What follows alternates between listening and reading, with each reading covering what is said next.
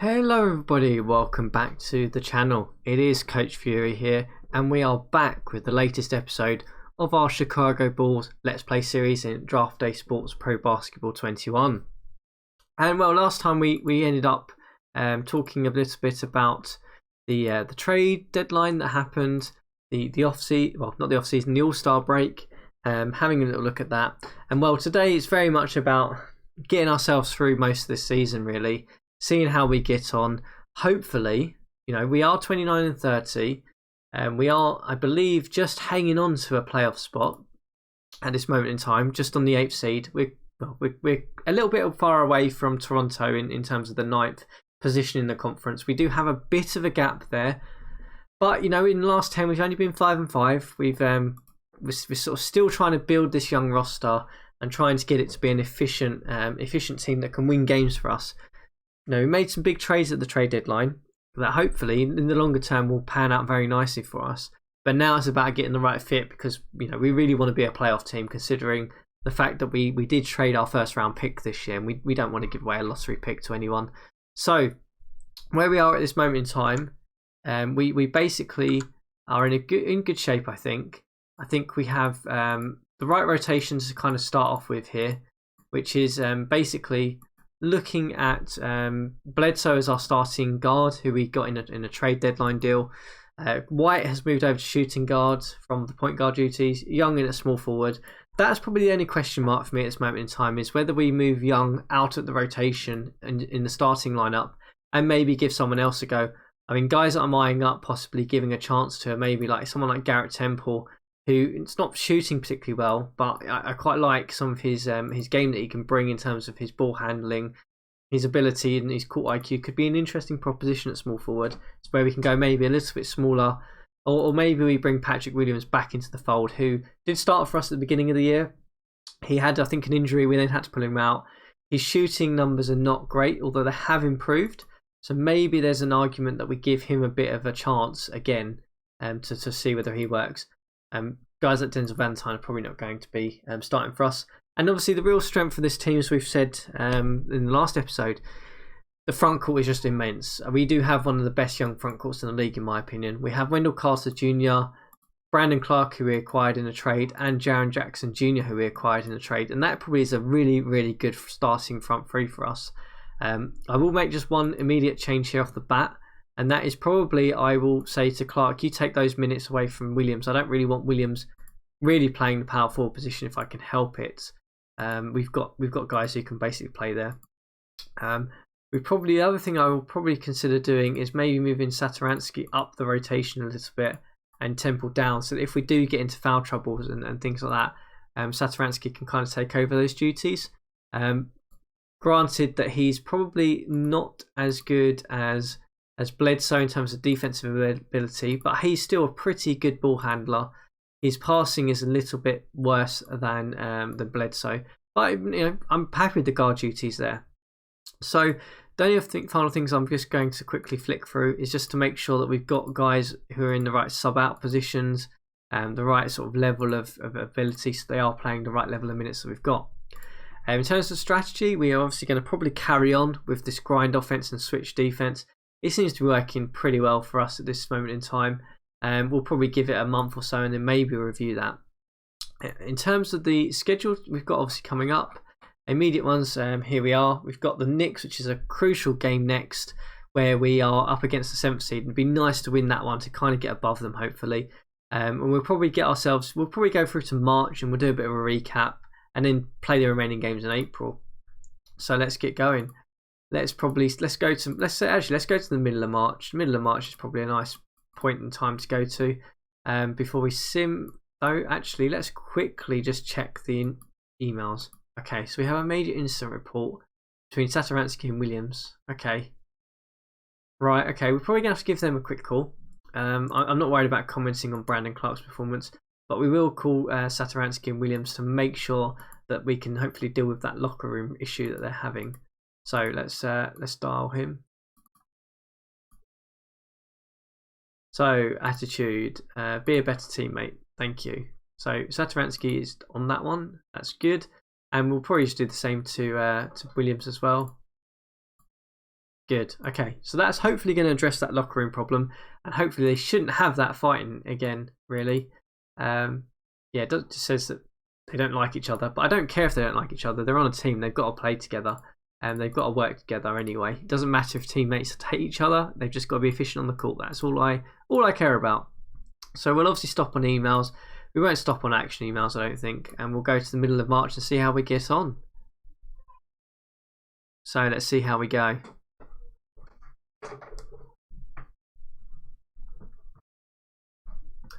Oh, so a tough loss there against New York. That's going to be a big blow because it would be nice to have got ahead there. Lost to Dallas as well. Oh my goodness me, that's not starting out very well for us. We beat Minnesota. I mean, honestly, I think if we're 0.500, I think we'll take us a playoff seed in this Eastern Conference just because it's weaker. And that's the main thing really this year. Lost to Brooklyn, that's probably pretty expected. Win against Cleveland is an expected win as well. No injuries so far, which is good. We beat Orlando, so we're back to 0.500. That's fantastic. As I say that, we lose to Miami and we lose to Boston. Okay. It looks like defensively we're a bit of a liability at the moment. That seems to be our issue. We seem to be pretty okay at scoring the ball by the looks of it. Let's take a quick look at the results. So we'll scroll down. So we lost to the Knicks by 8 points. Randall having a fantastic game. I'm guessing he probably caused foul trouble, yeah. So he caused Brandon Clark into foul issues. Randall's just a really good player. Really good scorer. I would have expected Clark to maybe put up more of a chance against him, but you know that's okay. Williams 2 of 10. That's just ugly. I can't work out how to fix his shooting. That's generally an issue I have with him at this moment in time, which is why he's probably more tradable than some of the other young guys that we have. We then lost to the Mavericks. Williams 2 of 5 again. I mean, performance-wise, shooting-wise, we were okay. We just didn't play much defense, and we turned the ball over 23 times. Bledsoe turned the ball over 7 times. Wow. Yeah, I mean, he was up against Doncic, I'm guessing, which is probably the main issue there. Let's take a little look at the other games. So we then obviously beat Minnesota. We beat Indiana.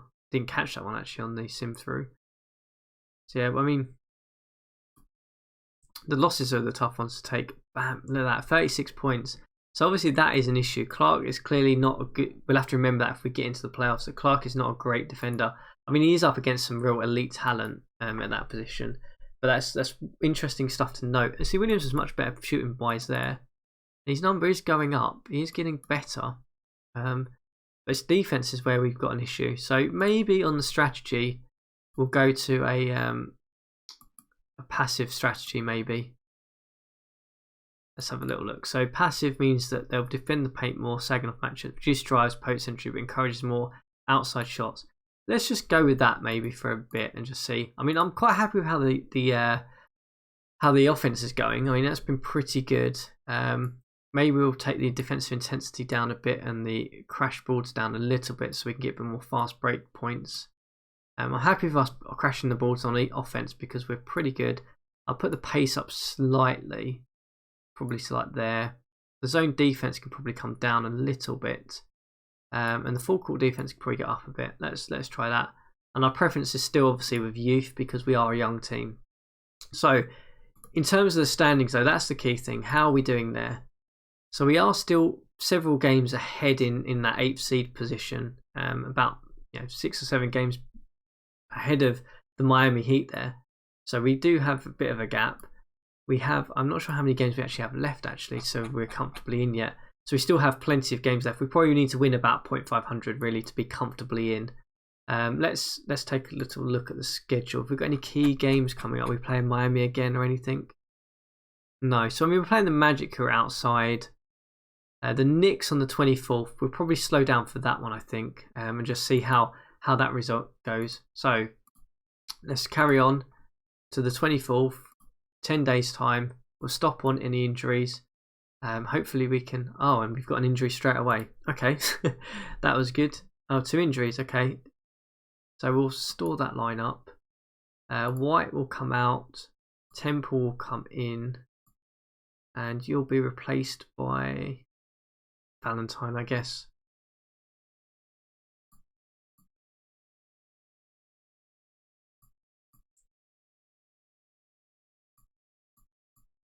So I'm probably going to give some of those minutes back up to Temple here.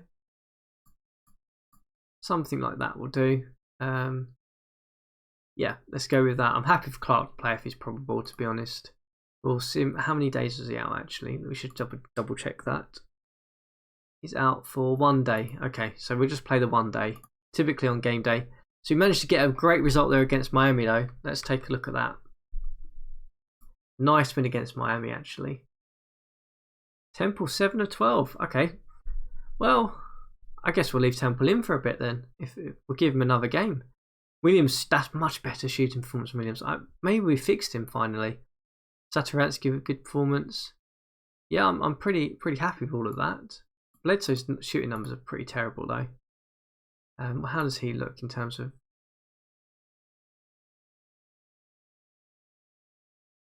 Yeah, let's take a little look at Bledsoe. I'd like to get him a little bit more efficient. I know he's not he's a veteran, but it'd be nice to see if we can improve him a little bit. In terms of key, let's double check our thing. One of the things I got asked on another video was, where do you find the key stuff? The information, it's all here. It kind of tells you as you go down each thing, so you can sort of select which one, and it nicely sort of tells you for each section what that means. So that's quite a useful thing, because particularly with this otherwise this doesn't make much sense. So when we look at this, we look at Bledsoe, for example. He's percentage of his shots at 2 points, so 61% of his shots are 2-pointers. He is, percentage of shots, most of them look like they're 3 to 10 feet range, it looks like. In terms of his shooting numbers there, so he's generally taking a lot more shots in that 3 to 10 range. If we go to the stats here, we can see he's shooting 41% of his general shots, 33 from outside.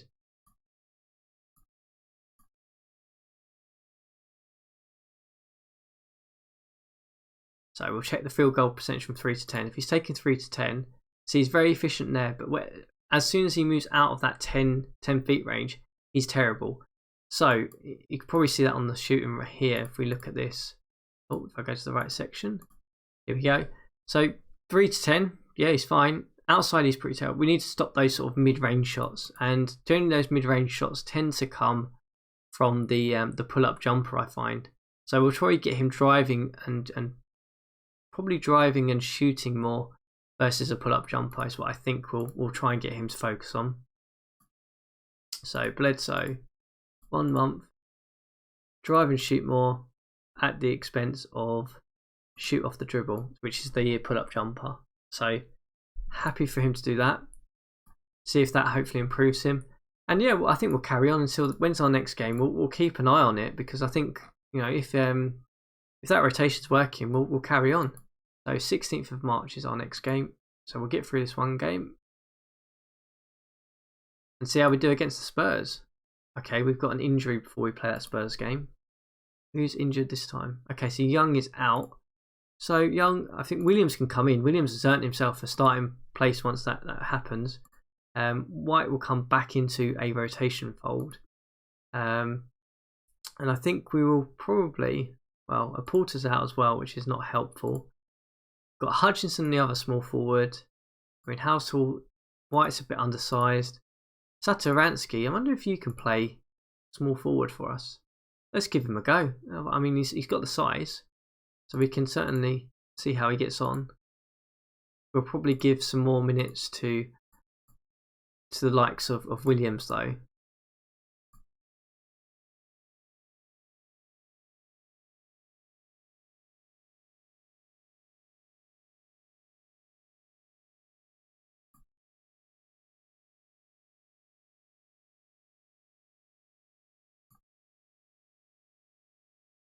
And we'll just say you can play small forward as well at 80 because you're playing more minutes. For this one game, let's see how we get on against the Spurs. So we suffer a tough loss against the Spurs there. Obviously, we're hitting some injury challenges now as well, because we've not really got that. But, Satoransky had to put a number. Temple didn't have the greatest game, 3 of 8. So that probably means that we will bring the rotation back to what it was, I think. Satoransky was actually surprisingly good at small forward. That's an interesting thing we can we can certainly note going forward. We will restore the lineup. We'll put Young back in at small forward, and you will come back in here. White will go back in as our main shooting guard, and I think that's where we will go. Let's just check. We'll take you off the small forward duty as well. Put you back to 85. And I think we will soon carry on going until we get to that key game, which I think was, I'll double check, I think it was on the 24th. Yep, on the 24th. So we're sort of hovering around that 0.500 mark still. Doesn't look like we're going to really break away from that this season. But hopefully that is enough to get us in the playoffs. Suffer a loss to Houston now. We are falling back from 0.500 now. A win against Denver though, a good win against Denver. And a loss to Philadelphia, 35 and 38. Ooh, this is going to be very close to see whether we make the playoffs, I think. We have a big game up against the Knicks next to a 36 and 37. So if we can win this, we put us back within breathing space of the Knicks for, I think they're in 7th seed still. So we get a win, a huge win against the Knicks there. Let's take a look. We hold them to 92 points, which is awesome. Bledsoe with some good numbers, 10 of 17. That's more like it. Williams did not play. I'm guessing he's injured. Yeah, okay. So he got injured, I'm guessing, probably during the game. Or during the warm-up, maybe even. Let's take another look at it. So the bench shooting okay, actually. Having to go quite deep into the bench for this one. But our actual rotation did very well. Very happy with that. Points in the paint, 52 points. That's where we are going to live or die with this team, I feel. But that win is crucial because I think that puts us back within breathing room of them. I know we're 6 games away from sort of getting knocked out of the playoffs now. I think we are probably safe at this point. Given there's about 8 games left, we only need to win a couple. But it would be very nice if we could at least take the 7th seed. Let's sim ourselves to the playoffs. I don't think we're going to necessarily make any drastic changes at this moment in time, but just hope that we can get there. If we start losing a few games, I might stop it. But we beat Utah to go 37 and 38. That's fantastic. We are now 1 game away from 0.500. And we go into 0.500. We beat Denver. And we lost to Phoenix. We're now back out. But I think that's probably done it. Those 2 wins will probably have been enough to get us into the playoffs, which is fantastic. Playoffs in the first season with this young team is a very, very good start. We lose to Brooklyn there. And we beat Orlando. So 40 and 41. Will we go 41 and 41? 0.500? We do. We beat Boston to go 41 and 41. 0.500. That's definitely in the playoffs. Let's take a look and see how it looks. So we managed to scrape the 7th seed as well because the Knicks end up 38 and 44. So we are in the playoffs. We are 0.500 and we will be up against the Brooklyn Nets of all teams. That's a tough matchup. I'd have certainly probably preferred the Bucks because I would have think that we would certainly be a better match against Giannis and co versus the Nets. But you know, playoffs in the first season is fantastic. Let's take a look at our roster and see how our team has performed. So Wendell Carter Jr. Why is this going in very weird order? I don't know why this is going in weird order. Satoransky, okay, mainly off the bench this year. His shooting numbers have been pretty good. Probably been a bit unlucky that we haven't given him more minutes, to be honest with you. But that's the way it goes. He's been pinched out by Bledsoe and White and co. Maybe next season he'll get more minutes because if he's still under contract with us, possibly. Garrett Temple had a pretty average season. I can't see him necessarily staying with us. His shooting numbers are not great. 36% is not good. I guess he probably won't get any playoff minutes at this moment in time either. Washington, not a lot to talk about. We haven't necessarily played him. Kobe White is an interesting one. He's now got the attacker trait, which is good because he drives inside. Shooting numbers are much better than when he first started. You can see a lot more green on this. That needs to be higher in the basket though. I would love that to be higher. He doesn't draw a foul, so he does need to finish. But good start from him, good development. Certainly become a better player. Thaddeus Young actually kind of faded away, to be honest with you. He started the season very strongly, but he's was off the bench looking okay, but he's kind of been a bit of a mixed bag for us. Patrick Williams has definitely improved. I mean, his shooting numbers are still not great, but I think that's probably because he's a bit of a streaky shooter, if I'm honest, from what we've seen. I think there's times when he shoots the lights out, and there's other times where he just is terrible. Question marks as to whether we keep him, given that we're paying him $7 million, to be honest with you. But he brings a bit of defense. That's helpful, I guess. Bledsoe is out for 2 days with a calf strain, okay. But, mid-season signing for us. His shooting numbers have not been that great, but I brought him in mainly as part of a package, as part of the package that we had. Kind of okay. He brings a bit of ball handling, to be honest with you. The contract's a bit of an albatross, but for what he actually brings, it's not terrible. Jackson Jr., you have been pretty awesome for us so far. Your shooting numbers are a bit mixed. That mid-range game is clearly not where you need to be. So maybe we need to think about possibly taking away that catch and shoot and maybe a bit more post-up stuff. We'll probably do that now, actually, whilst we're thinking about it. So Jackson Jr.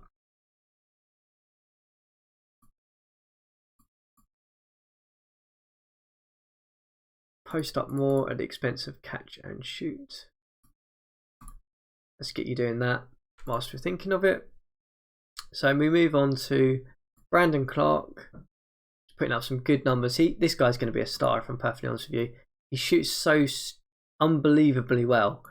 At 6'8", I actually might try and move him into a small forward position actually for this playoff game, up against Durant, and see how he gets on, because he's got good defensive ability. And he's got the height to be able to do that. Wendell Carter Jr. has been pretty much phenomenal, averaging a double-double. His shooting numbers are great. I'm really happy with him. Great that we've got him for another season as well. So I'm overall pretty happy. In terms of insights on the team, we're pretty much a middle average team. We're not the most efficient. We clearly have scraped into the playoffs this year, but I put that down to a bit of development, to be honest. This team still needs to grow. We still need to build up that backcourt. But, to get into the playoffs is awesome. Very, very happy with that in the first season. That was certainly not the anticipation at the beginning of this year. But in terms of the rest of the conference, no surprise that the Bucks and Nets and the Celtics are up above. Hawks and Pacers are, I guess, surprising that they're above the 76ers, but it's pretty much very tight there.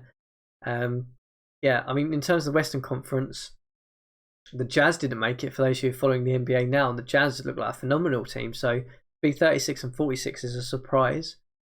Elsewhere, the Pelicans, the Pelicans made the playoffs and we've got their pick. That's a bit frustrating. I didn't anticipate them winning 46 games, even with Levine being acquired, but they managed to scrape in as the 8th seed. Well, I say scrape in, they actually managed to get in quite comfortably in the end because everyone else fell away. But the usual suspects at the top. The Suns are stupidly good in this draft day sports season. It seems to be that I think Brooker and co seem to be really highly rated, if I remember. And Chris Paul is just puts up crazy good numbers. He's still phenomenal. Still a phenomenal player. And really, really efficient with those 23 points. And then Brooker is obviously a great scorer in this series. And then they have Ayton at front court. So they have some real star talent in terms of how this game looks at the Phoenix Suns. So no surprise that they're up the top as well. So that kind of brings us to the end of this episode. We've quickly thrown through the sort of second portion of the season. We finished 0.500, which was probably the goal at the trade deadline. Considering we made some quite drastic moves, I'm still very happy with where we are. We have a very, very tough playoff game ahead of us against the Brooklyn Nets. For those of you who don't know, the Brooklyn Nets in this Let's Play don't have James Harden. They only have Durant and Irving. But my goodness me, they're a tough pair to play against. That's going to be a really interesting battle. We obviously will have to shut them down. If we shut them down, outside of that, they don't have a great deal of talent. So I'm going to be very interested to see how we match up and how we get on against them. I mean, for those of you who followed any of my other Let's Play series on GM Games will know that Irving is just a bane of my life when it comes to playing this Brooklyn team in the playoffs. He's just really hard to defend against. I haven't quite managed to find a scheme or set yet that actually really kind of stops him from sort of winning games on his own and putting 30 plus points up against me. So let's give me another challenge, see how that gets on. But interested to hear your thoughts. I mean, do you feel we've got? How do you feel our season's gone? 41 and 41. I'm really happy with it. What do you guys think? We made some quite big trades. Obviously, that's hopefully has worked out for us to hopefully get ourselves from probably being a sub 500 team to being a 500 team. Future's certainly bright, I think, with those young players, particularly that young front court we have. And well, interesting to see if you've got any thoughts of how we can possibly beat that Brooklyn team. We'll see how we get on next time. In the playoffs, round 1 against the Brooklyn Nets. It's going to be a tough challenge, but we'll be there the whole way. Hopefully we can make a series of it at least. And, who knows what happens. Playoffs, anything can happen.